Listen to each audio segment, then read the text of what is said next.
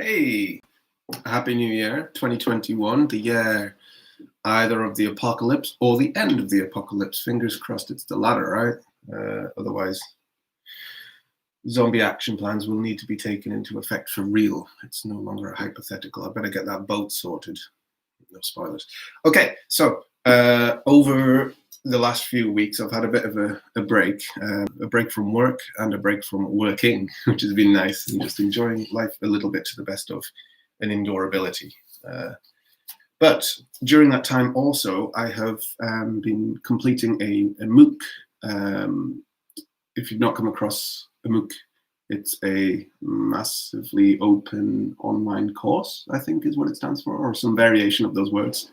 As recommended to me by my wife, it's just a university course online, essentially, and it's a very basic one. There are paid models for it, but I did a free one just to see what they're like, and I really enjoyed it. I got a lot from it. In future videos like this, I'll pre-record them rather than going live, and I'll add screen grabs and screen recordings and little bits of graphic and stuff. So when I'm talking about things like this, I can actually show you what I mean. But for now, I'll put a link in the description for both the site I used to access this MOOC and a link to the specific MOOC I did. So for me, the one I did was an Introduction to Communication Science from Amsterdam University, and it was fantastically useful. It was exactly what I needed. It really served as a reminder of things that I'd learned in kind of like media studies at A level, but with a little bit more depth in it and some further reading to explore. It's that particular one, it's the only one I've done, the only MOOC I've done so far. So I don't know how well structured they all are, but that particular one was really great in that at the end of every section, there was a little box of nuance prepared by the lecturer, which had just loads of further information, extra reading to track down, little bits of explanation, and there's so much for me to dig through after the course has been completed to further my own understanding of what was talked about. For today's video, though, I'll only be really discussing one small thing that came out of it. There's loads that came out of it, but for today, one small thing, and I'll be talking in conjunction with this book, which I finally had delivered. It's Christian Metz, who I've discussed a little bit before, because Metz is discussed by many media theorists, film theorists specifically. So I thought I should probably read it myself, because I never have. I've only ever quoted quotes of Metz. So it's a Semiotics of the cinema is the book. It's about reading the meaning, making language of cinema itself. And I've just finished the first chapter, and it was really, really it was quite eye-opening. This is old stuff. I think it was written in the 70s, maybe a little bit older. So it's stuff that's been around a long time, but just that first chapter had information which was a newer, more critical way of thinking about the cinema, I think, in ways I hadn't fully appreciated before. I'd kind of flirted with these ideas, but never really put a great deal of thought into them. So that first chapter builds up to a quick conclusion that sets out the context for the rest of this book, which I'm looking forward to reading now. And that context is that cinema has evolved as an art form that treads a line somewhere between more traditional art and then photography or graphic art. The line between that and theatre. And the argument Metz is making right at the start is that theatre is not really able to present a believable fiction, because the experience of theatre is so embedded in reality. You're sitting in a space, you're watching real people in front of you do real things with real items, even if those items are props and meant to represent something a little more real than they actually are. A fake gun representing an actual gun. But at the end of the day, there's still a physical person in front of you holding a physical item, saying an actual thing you can hear as they say it. So the reality pervades into the spectacle of theatre too much, and it can't create a true detachment from reality. It can't represent reality because it is reality. On the other hand, there are the graphic arts, first starting with drawing, which is completely unable to represent reality. It is a representation as a whole. It's unable to have a view, a belief it is just straight up reality, because it is a fixed image, but it's also a drawn or painted or sculpted image that clearly isn't the thing that it's representing. And then later on, as technology developed, photography came into effect. The graphic arts are much more able to represent reality.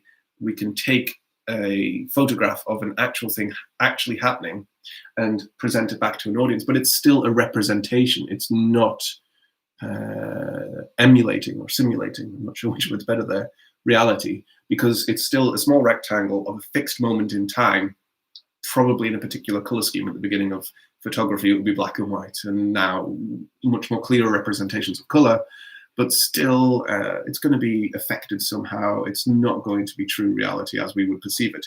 And the argument Metz makes for cinema being a good middle ground is the idea that cinema uses the realistic representation of photography.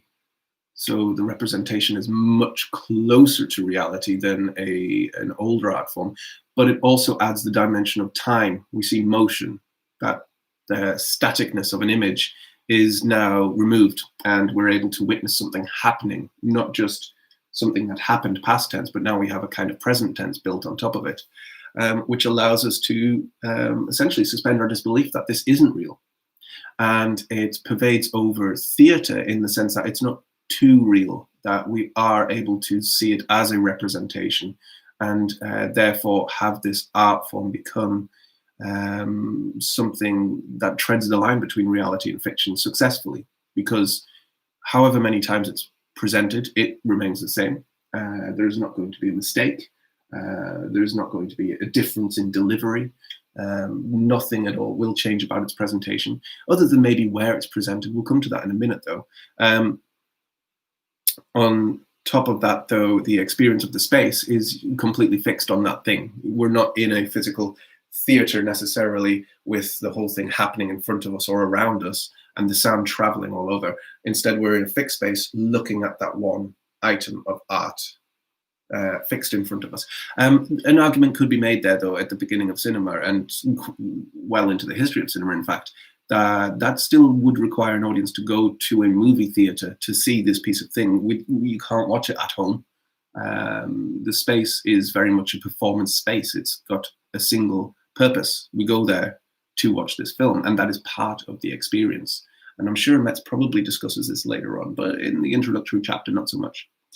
So now onto the communication science. The little takeaway I got from that MOOC.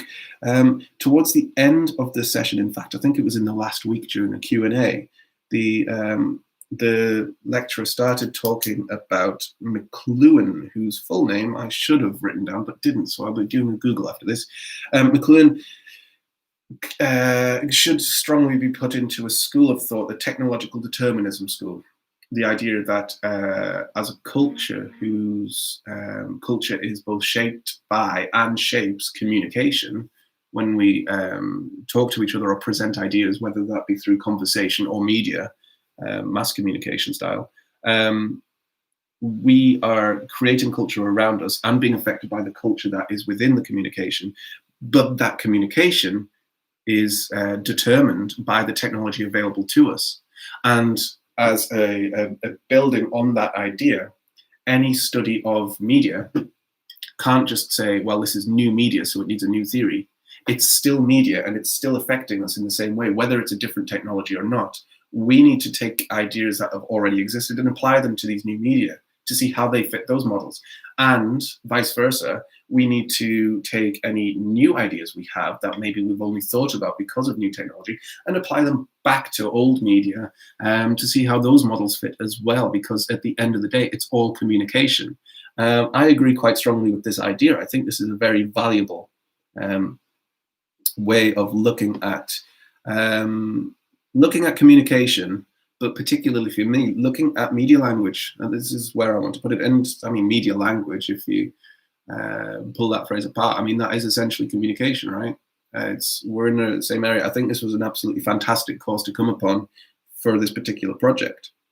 So the way I'm thinking now is I feel, first of all, vindicated by my ideas of reading about cinema language and going back into things like Metz and applying it to YouTube. But also maybe I should be thinking about ideas that other people have written about something like YouTube and apply that back to cinema and see within that back and forth of ideas if there's any new material I can come upon. Another useful thing in that MOOC was the very end was just a discussion on research practices, which helped me set up a little bit of my ideas in terms of how I need to conduct my research. And it's very much what I'm doing. I'm starting with reading, was the suggestion there. Start with the secondary research, create a hypothesis, and then you can start thinking about primary research. That's fantastic. That saves a little bit of work for me right now. But I do want to come up with some solid hypothesis from this reading before I approach any institution with the idea of pursuing PhD.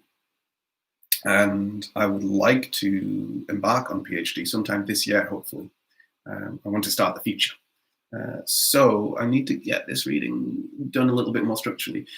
One indication of success there would be these videos on YouTube appearing much more regularly because they come off the back of me reading something.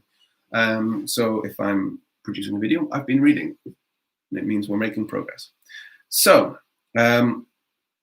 applying Metz as an old theory to new media, I would say this idea that Metz discussed in film being the middle ground between a reality and a fiction. It's not theatre because we're not in a particular place seeing particular people do particular things.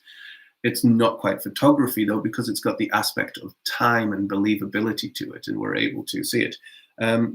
Metz does quickly in the last sentence of that chapter say, we're not talking about montage or any way of constructing image. We are talking about representing images and the reality of those. We're not going to delve yet into the idea of meaning changing through construction. We're simply comparing the difference between a piece of film of an event and a piece of theatre as an event. So that brings me towards changing platforms. YouTube is much more accessible than cinema. I mean, arguably less so because streaming platforms and access to digital devices is so prolific now. We can see a blockbuster movie very quickly after its release, even more so in lockdown, with Disney's strategy of trying to get stuff up as quickly as possible, or even as a premiere. But generally, YouTube and other streaming services that aren't cinema-based exist on any device that's capable of watching video, which means that your experience of watching them has a different sense of reality, I guess. Your reading of it is much less focused on the artifact as a fiction, I would say, because it's in your life, it's on your phone, it's way, if your phone is a source for communication with other people and for gathering news and for just seeing what the world's doing around you, I would say if you're then watching YouTube on your phone, you're also putting YouTube in a space that you associate with a perceived truth, a perceived reality. If it's a fictional video you're watching on YouTube, fine, you probably suspend your disbelief enough to buy into the reality of the fiction, and you don't go around living your life by the messages as dictated by a short animation afterwards. But if you watch a vlogger on your phone, you're probably not actively questioning the things they say that much, perhaps. If you watched a news program on a television in a very traditional style, you sat down and you watched the 6 o'clock news and a face came up, a Piers Morgan came up and said some things about a particular issue of the day, you would have maybe a string of thoughts associated with whether or not you believe the thoughts of Piers Morgan in that moment, whether or not you agree, and what you would probably be also acknowledging any cultural biases there or any biases on behalf of yourself or Piers Morgan. as a quite a thorny example there, because obviously there are some biases at work. But perhaps if you saw Piers Morgan just talking to a camera on YouTube on your phone while you're lying in bed, I don't know how much of those processes would be happening. And this is a supposition. I mean, I can't say for sure. I don't know how everyone reacts. But thinking for myself, I don't think I've ever failed to get to sleep at night because I've been watching too much YouTube. But while I've been failing to get to sleep, I've been actively thinking about what everyone's telling me. And I feel I'm much more passive in the way I consume media in those moments. I don't critically engage with them. I just want a voice to say some words and some images to happen on the screen.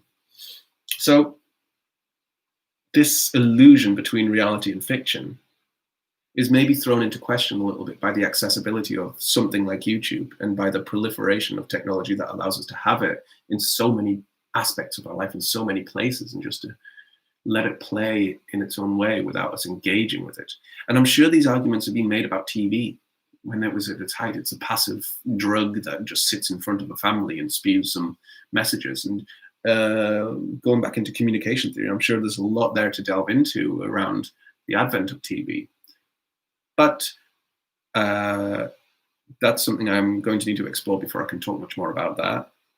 And I still think that even if TV is displaying itself to a passive audience, something on your mobile phone while you're drifting off, while you're waking up, while you're cooking, while you're exercising, while you're just walking around, while you're hopefully not driving, that's another level of passiveness, because you're actively engaging in probably something else. And I guess there's probably a lot of research, or at least a lot of thinking in this very particular area when we think about radio and later podcasts, because they are absolutely things you can just have on as sound and hear. But the idea that it's a visual medium which is capable of communicating more than just the sound and the words says to me that there's more being put towards you, even if you're not acknowledging it.